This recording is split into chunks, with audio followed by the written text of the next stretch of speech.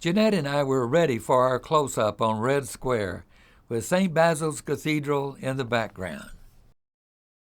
A tour photographer got this great group photo of us Texans on Red Square on a cold and unforgettable night in Moscow, Russia.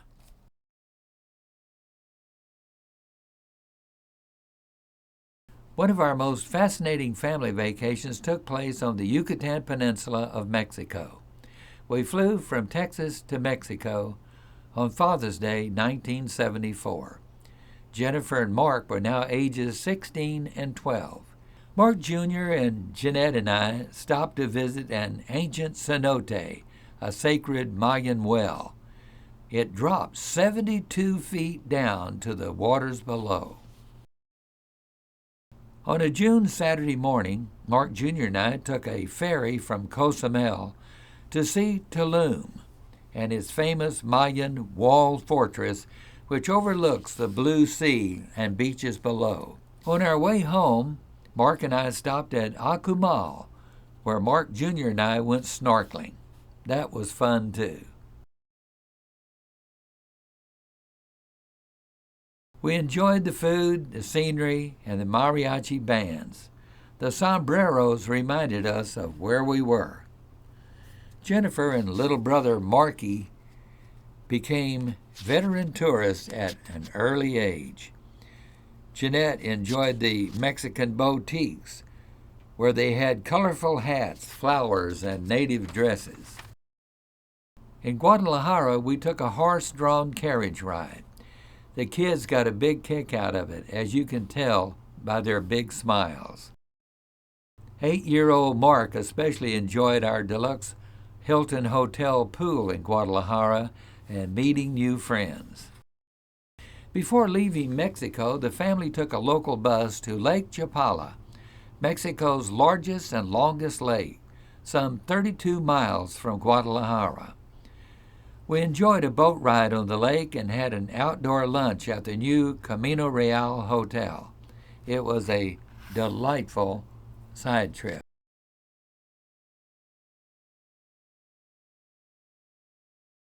One of our best vacations was to the island of Jamaica. We flew down from Houston on Aero, Mexico. Mom, Dad, daughter Jennifer, and son Mark. It didn't take us long to unpack, and we ran out of doors to check out the beach. Here are Jennifer and the kids doing just that. Swimming, basket weaving, and getting a great tan was the order of the day. Brother and sister are having a fun time. Dunn's River Falls is one of the most exciting places to experience in Jamaica. Here the family climbed the watery falls and enjoyed its beautiful cascades. Another unforgettable feature on our Jamaica trip was a raft ride down the San Antonio River. Once seated on our bamboo raft, we were pulled along by a native worker. Mark Jr. and Jennifer headed out before us. Jeanette and I followed. You felt like Tarzan would swing down from the trees as you went down the rushing river. What a fun experience.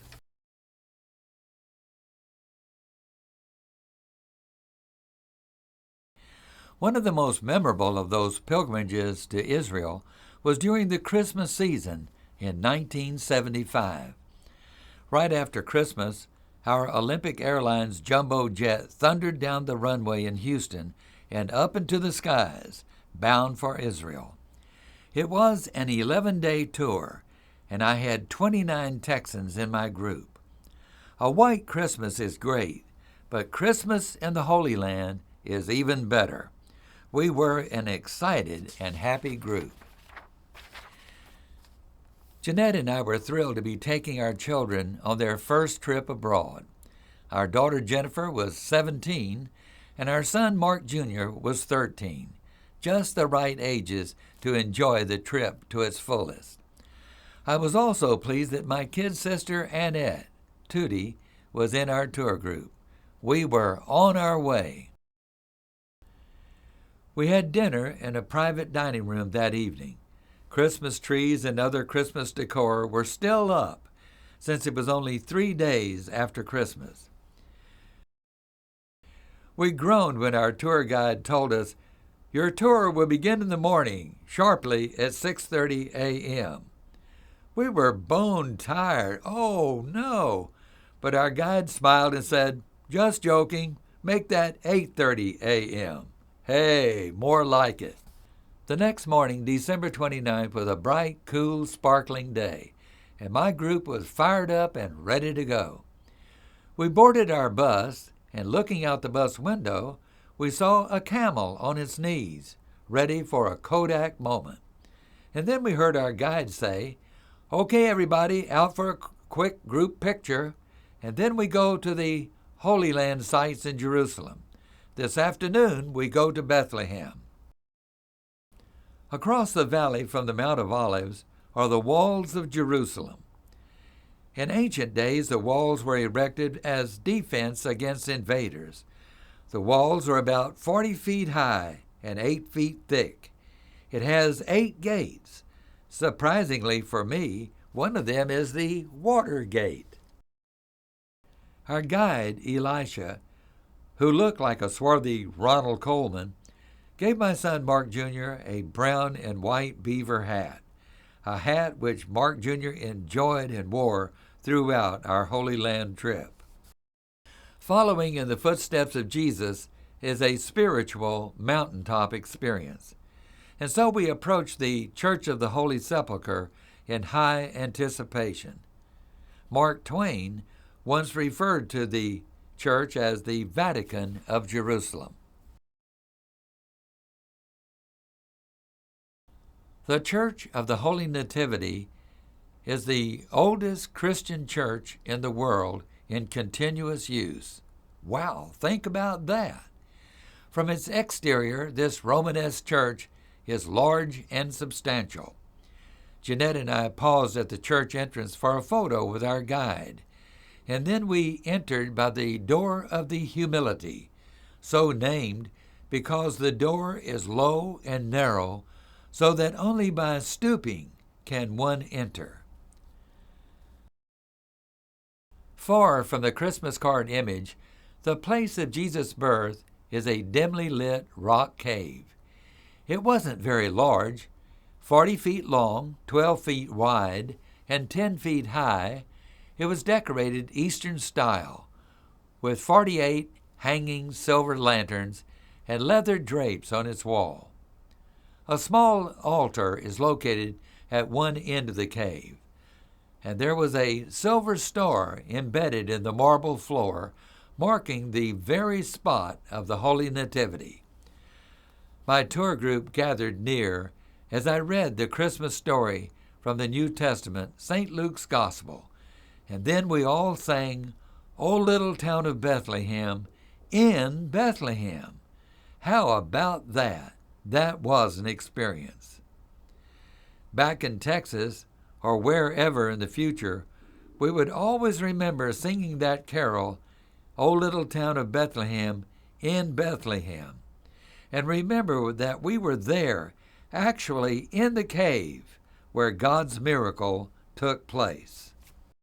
Taking photos in the Nativity Cave, I asked a young man dressed in blue jeans, "Would you mind stepping aside? I'd like to make this shot."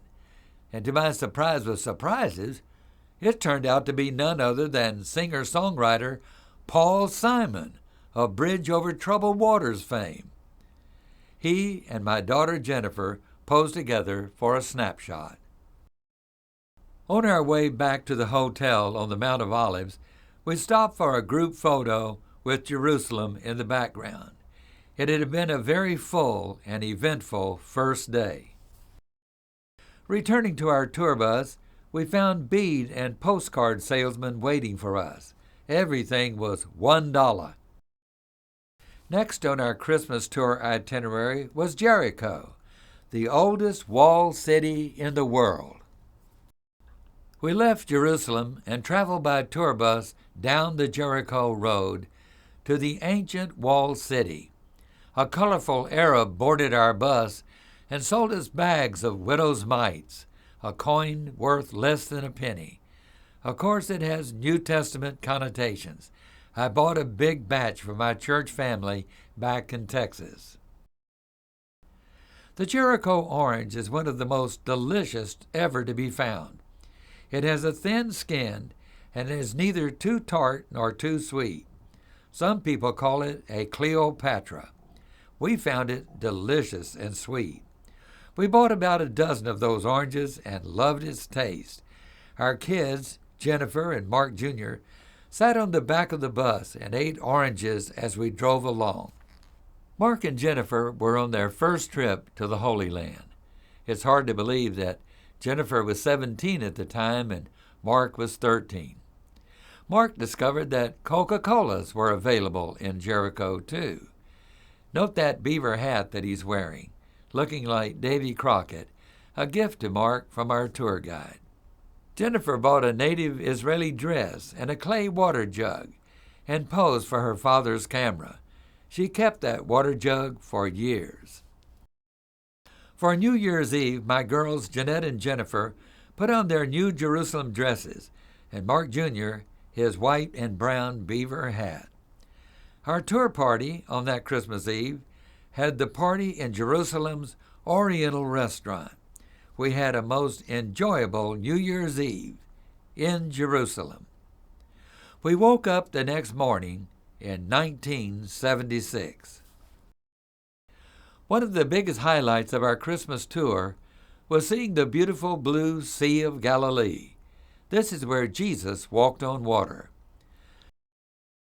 The Sea of Galilee is situated in northeast Israel near the Golan Heights. The Sea of Galilee is the largest freshwater lake in Israel. It's heart-shaped and approximately 33 miles in circumference. The guidebook says it's 13 miles long and 8 miles wide. It is fed by underground springs originating from the snow-capped Mount Hermon and flowing south from the Jordan River down to the Dead Sea. We were ready for our cruise north to Capernaum, Jesus' headquarters town, and later to the Mount of Beatitudes. We had a cool and sunshiny day, and our spirits were high as we boarded the boat. Our guide, Joshua, in his bright red jacket, and the ship captain welcomed us aboard. We quickly found our seats and off we went, heading north to Capernaum.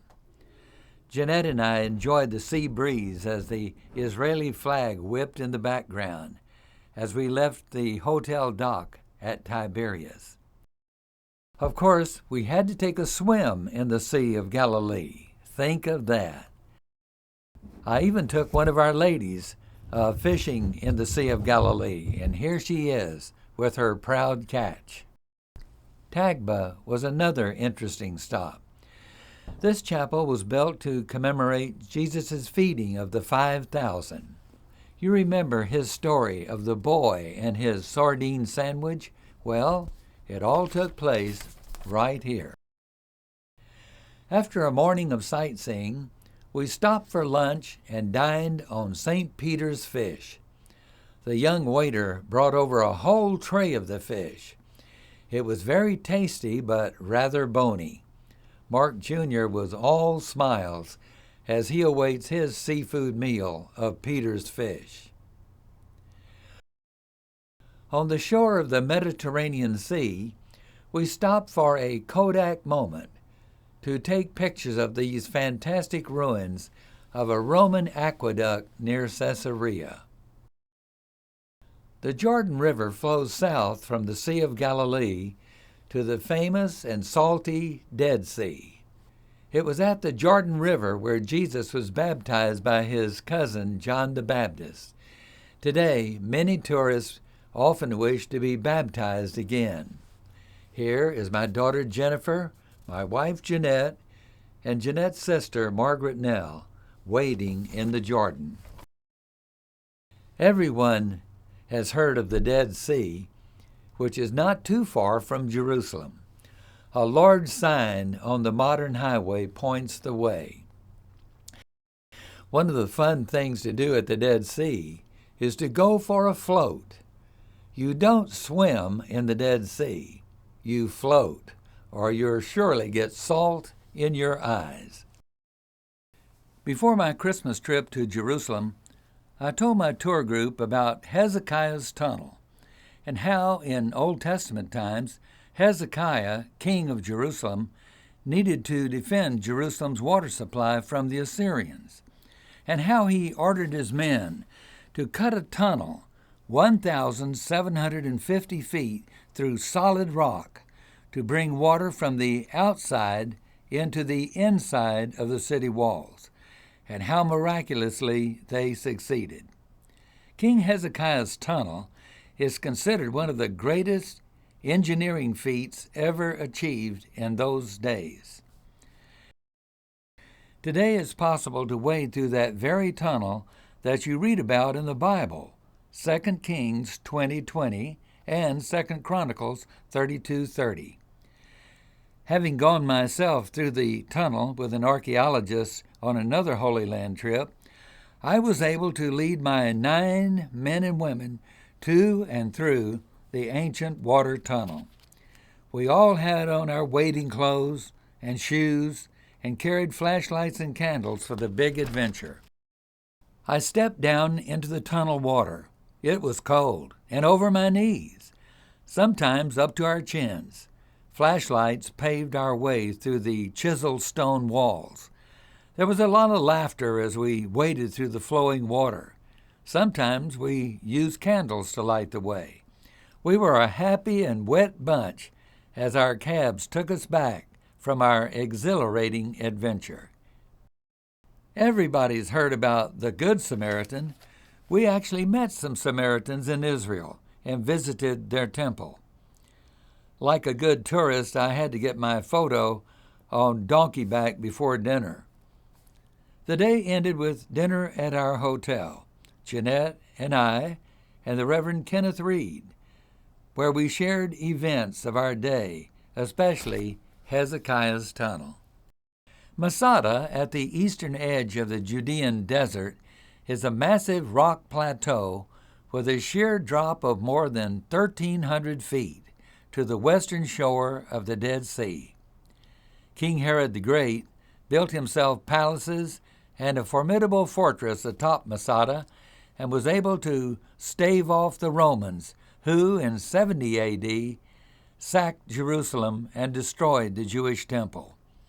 960 men, women, and children were atop Masada Fort when the Romans made their final push. Rather than surrender and become Roman slaves, they chose death by mass suicide, death at their own hand. It is Israel's most popular tourist attraction. Today, Masada is called the Jewish Alamo.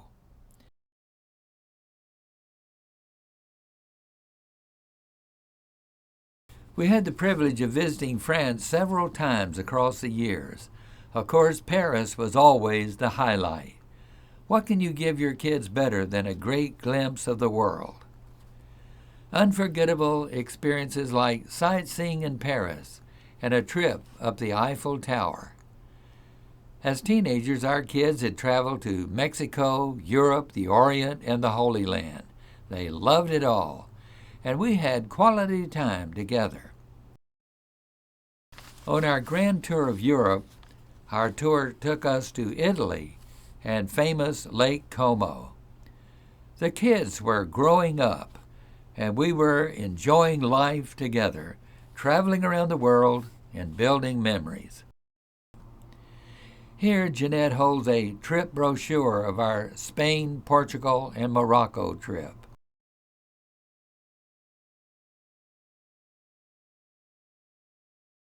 Santorini Island, just a speck in the Aegean Sea between Greece and Crete. It's a beautiful island surrounded by the blue sea, whitewashed buildings reaching to the sky. A donkey ride up the mountainside had us all excited. The Lewis family were ready to rodeo. We climbed up the mountainside on our donkeys Up the winding stairways we went, slip-sliding along. There goes Jennifer on her donkey, with other ship passengers close behind. Jeanette and son Mark Jr. ride up along with our cruise ship in the distance beyond and below. The donkey ride at Santorini, an unforgettable experience.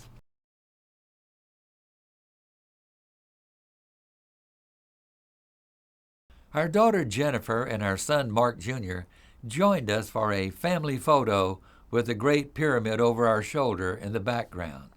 And then we stopped and piled out of the bus for our highly anticipated camel ride.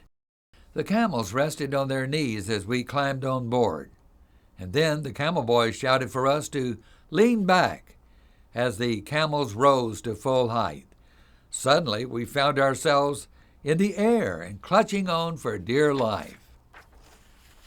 There was a lot of laughter and picture-taking as our camels were led along the sand dunes toward the pyramids. We even had a group photo. It was a fun event. Some of us wore Arab headdresses, a keffiyeh, cost $1 each. On our camels, we lurched our way up a paved road toward the pyramids. The camel boys offered to take our pictures for a tip called bakshish.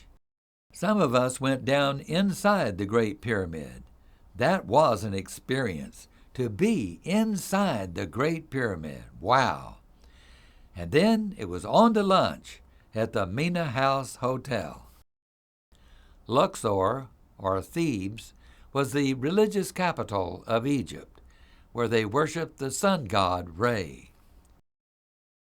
While we awaited our tour, some of us took a Luxor carriage ride along the Nile River. It was a fun experience.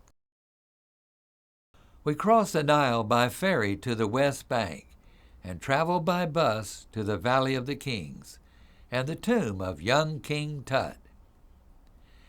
King Tut's tomb is the only tomb to escape tomb robbers. We saw many of its treasures in the Cairo Museum.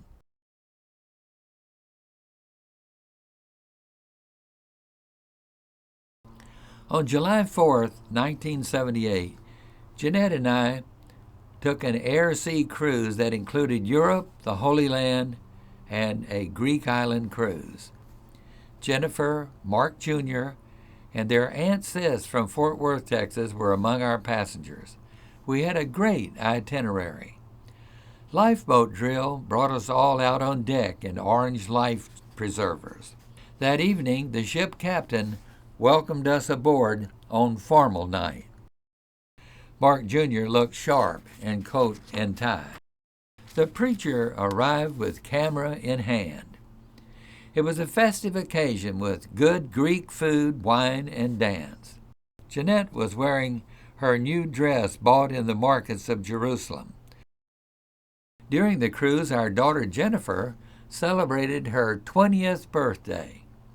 Here is the birthday girl in her Annie Hall outfit, being congratulated by her mom and brother Mark. Aunt Sis and Uncle Walter Creamer were on hand for the party. Mom and daughter dressed up for formal night in their Jerusalem attire. The preacher and the ship showgirls, a Kodak moment.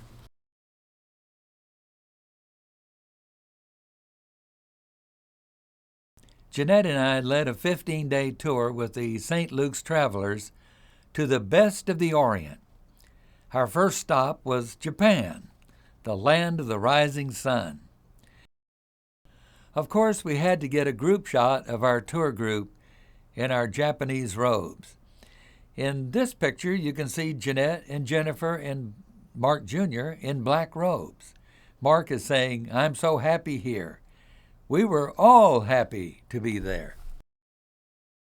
Our hotel provided us with Japanese robes like this one of Mark Jr. and his striped model.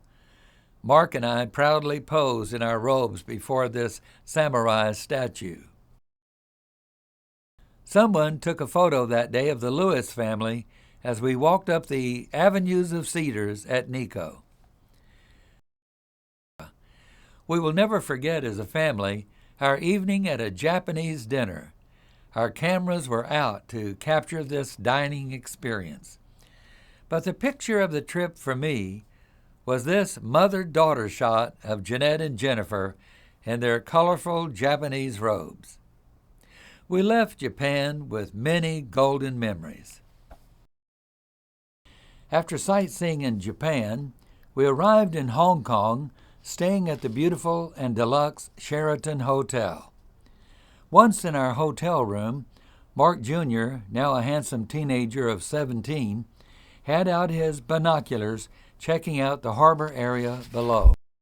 Meanwhile, Jeanette and our daughter Jennifer were checking out our Sheraton Hotel. They found out that singer Dinah Shore and her television crew were staying at our hotel. Mark and I later ran into Steve Lawrence and Edie Gourmet and met Harvey Korman, the famed comedian.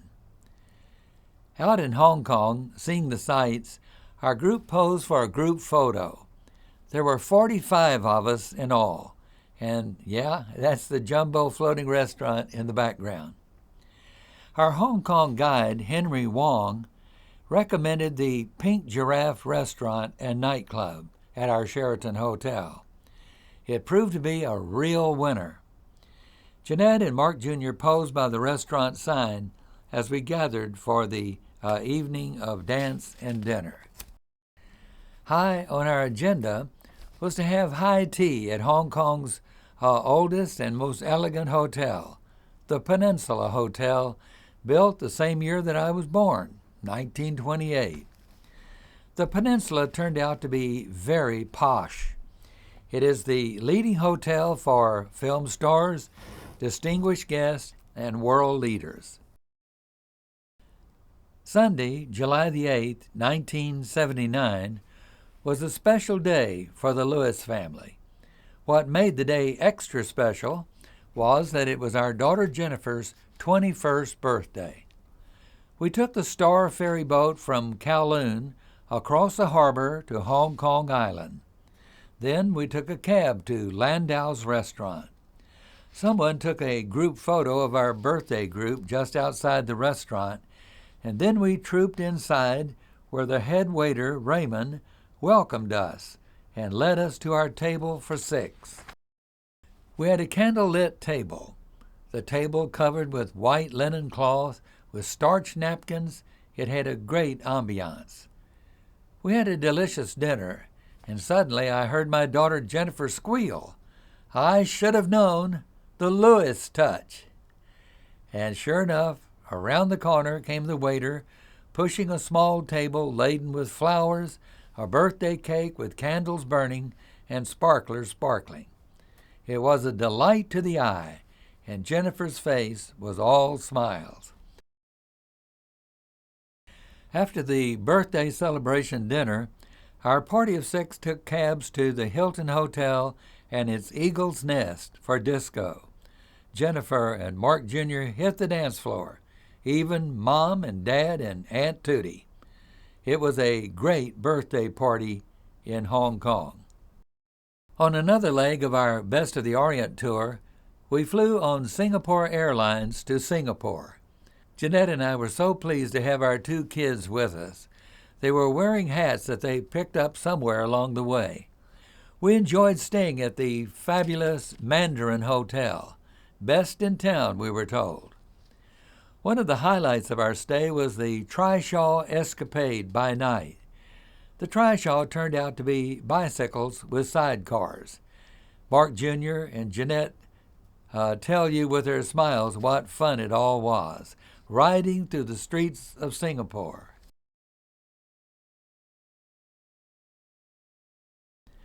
Our hotel was the Royal Orchid Sheraton, a beautiful luxury 5-star hotel located right on the Chao Phraya River. The hotel had that wow factor with lovely Thai ladies strumming native string instruments. One of the highlights for my son Mark Jr. was a visit to the snake farm, where he bravely wrapped a young python around his neck. My 17-year-old son Mark also got into the spirit of Thai dance culture at the famed Dusatani Hotel. At the close of the dance program, members of the audience were invited to join the performance to dance Thai style. Mark Jr. was up and did a great job of it. That night, he was Mr. Cool. My son was growing up on me. We went to the legendary pink-hued Royal Hawaiian Hotel in Honolulu for their famous luau on Waikiki Beach. The cost at that time was $176 for adults and children over 13. The luau at the Pink Palace of the Pacific was a lot of fun under the stars. Here's a picture of Jeanette and Mark Jr. wearing leis as Dad takes their photo. Another day in the sun at Waikiki Beach in Hawaii, father and son enjoying quality time. Mark Jr. was Mr. Cool with his hat over his eyes as he caught a beach nap before we went to see Pearl Harbor. We got a most interesting shore excursion on the island to see the Volcano National Park. The family enjoyed Hawaii very much, especially the scenery and the tasty pineapple grown on the island.